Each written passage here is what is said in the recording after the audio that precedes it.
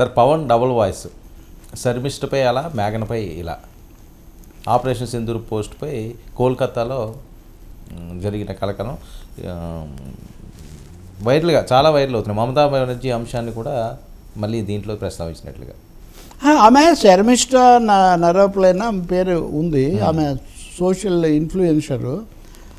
ఆమె ఒక పోస్ట్ పెట్టారు. ఆ పోస్ట్లో ఆపరేషన్ సింధూర్కి సంబంధించి ముఖ్యంగా మతపరంగా పెట్టారు. దాని మీద మహమ్మద్ ప్రవక్త మీద కూడా దాంట్లో కామెంట్స్ చేశారు. దాని మీద ఒక నిరసన వచ్చింది. పోలీసులు ఆమెకు 196(1) సెక్షన్ కింద మతపరమైనవి కుల మత అంశాలు కొంచెం తీవ్రమైనవి కదా, ఆమె మీద విమర్శల తర్వాత అరెస్ట్ చేశారండి. అరెస్ట్ చేసి ఆమెమో ఆ పోస్ట్ కూడా తీసేశారు. సో అది తప్పనే ఆమె పోస్ట్ తీసేశారు, క్షమాపణ చెప్పారు.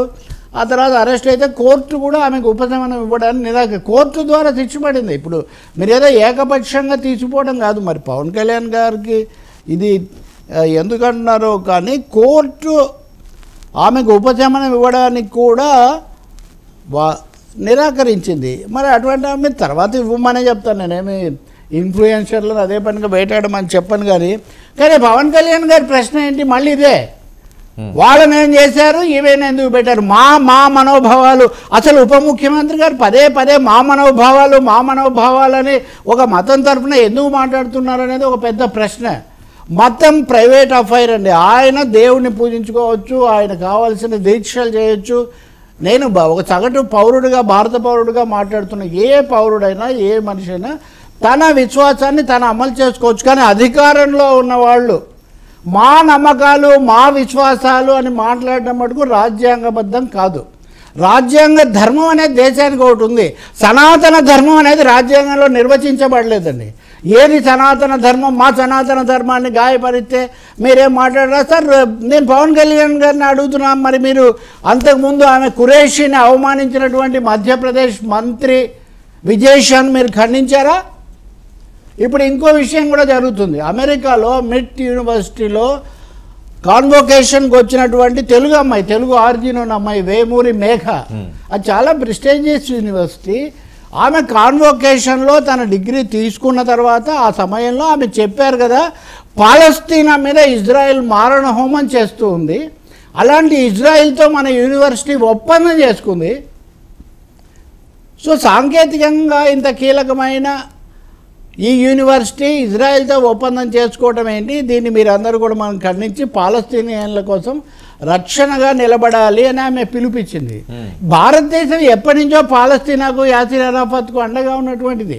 ఈ మధ్య మోదీ గారు లేకపోతే హిందుత్వ రాజకీయాలు వచ్చాక ఇజ్రాయెల్తో మన బంధం బాగా పెరిగిపోయి ఇజ్రాయెల్ లాగా మనం అణచివేయాలి, ఇజ్రాయెల్ లాగా తుడిచిపెట్టాలి ఇలా మాట్లాడుతున్నారు. కానీ మనం అరబ్ జాతీయవాదులతో జవహర్లాల్ నెహ్రూ, నాజర్, టిటో ఈ ముగ్గురే కదా అలీన విధానం కనిపెట్టారు. కాబట్టి ఇక్కడ సమస్య దాన్ని ఖండించలేదు. మళ్ళీ అంటే తెలుగు అమ్మాయిని ఒక పాలస్తీనా గురించి మాట్లాడింది, ఆమె సనాతన ధర్మం జోలికి పోలేదు, అసలు భారతదేశ విషయమే మాట్లాడలేదు. ఆమెను అమెరికా వాళ్ళు తొలగించారు, ఆమె కాన్వొకేషన్కు రాకుండా చేశారు. ఇది ఎక్కడ అన్యాయం అండి?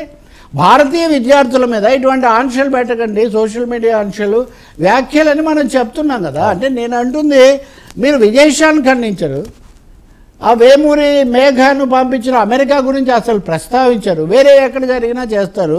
ఈ శర్మిష్ఠ విషయంలో మటుకు ఎక్కడ లేని అన్యాయం జరిగిపోయినట్టు పదే పదే మీ ఆ మతానికైనా ఈ మతానికైనా అధికారంలో ఉన్నవాళ్ళు, కీలకమైన రాజకీయ పార్టీల నాయకులు వాళ్ళు ఇలా పోటీ పెట్టి చేయడం ఏంటండి? తప్పంటే తప్పు, నేను ఒప్పుకోవట్లేదు, శర్మిష్ఠకు నేను మద్దతుగా ఉంటాను, ఐ స్టాండ్ విత్ శర్మిష్ఠ అనేది వేరు. Why contrast with other religions? ఇది మటుకు పవన్ కళ్యాణ్ పదే పదే చేస్తున్నటువంటి ఒక పొరపాటు ఆలోచన. మరి ఆయన ఒకవేళ బీజేపీ కంటే మించి సనాతనానికి తానే యోధుడని, మరి అలా అయితే క్వశ్చన్ వస్తూ ఉంది కదా, మరి కాశీ నాయన ఆశ్రమాన్ని ధ్వంసం చేస్తే దానికి లోకేష్ గారు క్షమాపణ చెప్పారు, మీరేం మాట్లాడలేదా? అంటే కాశీ నాయన బీసీ వర్గాలు వాళ్ళు సనాతన ధర్మంలో కాదా? విమర్శ కూడా అదే, సనాతన ధర్మం అనేది పై వర్గాలకు సంబంధించిన తప్ప బీసీలు, ఎస్సీలు, మైనార్టీలు, మహిళలు వాళ్ళకు పట్టరు అని. ఖచ్చితంగా చెప్పాలంటే కాశీనాయన వ్యవహారంలో విచారం వెలిబుచ్చకపోవడం ద్వారా, లోకేష్ విచారణ వెలిబుచ్చిన విషయాన్ని కూడా స్పందించకపోవడం ద్వారా, సో ఈ డబుల్ స్టాండర్డ్స్ అంటారు, ఈ ద్వంద్వ ప్రమాణాలు అన్నవి అటు జనసేన అధినేతగా కానీ ఇటు ఉప ముఖ్యమంత్రిగా మరింత కీలకంగా చాలా ఇబ్బందికరమైన అంశాలు.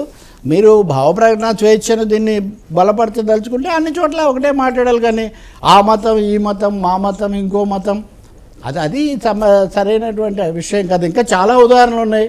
ఇదివరకు కూడా మీరు మా రాముడు ఇతల ఇవన్నీ కూడా మాట్లాడారు. ఇప్పుడు మా రాముడు I'm a Jew, I'm a Hindu, I'm a Christian, I'm a Muslim అన్నాడు మహాత్మా గాంధీ. మీరు ఆ మతాన్ని ఓన్ చేసుకుంటే అన్నింటినీ కూడా చేసుకోండి. ఎవరు చూడో ఇక్కడ కుహనా లౌకికవాదులని అన్ని మతాల గురించి మాట్లాడే వాళ్ళని మీరు ఖండిస్తున్నారు, కానీ మీరు ఒక మతం తరఫున ఎందుకు? మోదీ కూడా ఇలా మాట్లాడలేదు. Even Modi is not speaking like this.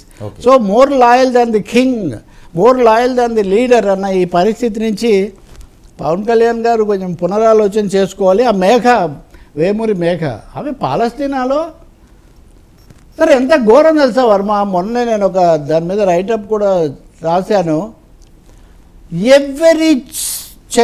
Every kid born in Palestine is our enemy అని ప్రకటించాడు ఇజ్రాయిల్ నాయకుడు.